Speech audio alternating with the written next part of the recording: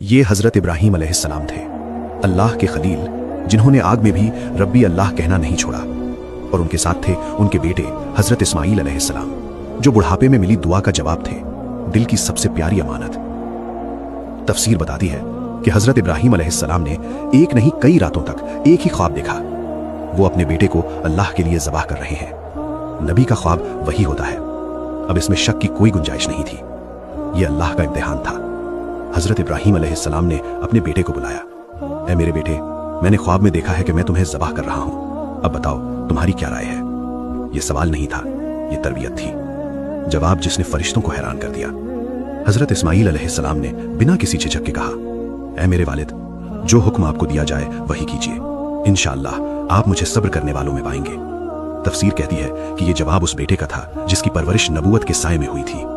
तफसीर की रिवायात में आता है कि जब बाप और बेटा कुर्बानी की जगह की तरफ चले तो शैतान अलग अलग सूरतों में आया, कभी बाप को बहकाने, कभी बेटे को डराने, लेकिन दोनों ने अल्लाह के हुक्म को थामे रखा। यही वजह है कि आज शैतान को कंकर मारना इसी वाकया की याद है। तफसीर में बयान होता है कि हजरत इस्माईल अलैहिस्सलाम ने अपने वालिद से कहा, अब्बा मेरी आंखों पर पट्टी बांध दीजिए ताकि आपका दिल कमजोर न पड़े। हजरत इब्राहीम अलैहिस्सलाम ने बेटे को माथे के बल लिटाया।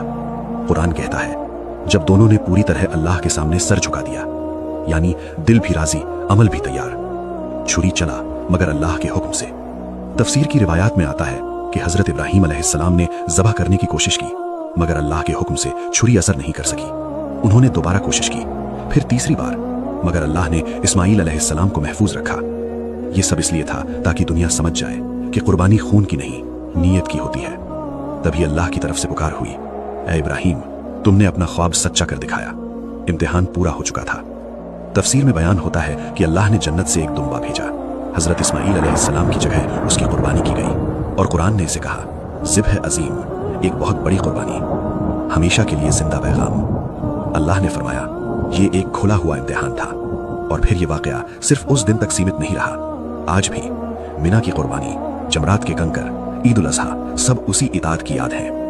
आखिरी नसीहत, हजरत इब्राहीम अलैहिस्सलाम ने सिखाया कि अल्लाह की मोहब्बत हर मोहब्बत से ऊपर है, और हजरत इस्माईल अलैहिस्सलाम ने सिखाया कि इताअत उम्र नहीं देखती, ईमान देखती है। अगर ये बात दिल तक पहुंची हो तो कमेंट में लिखो, अल्लाहु अकबर।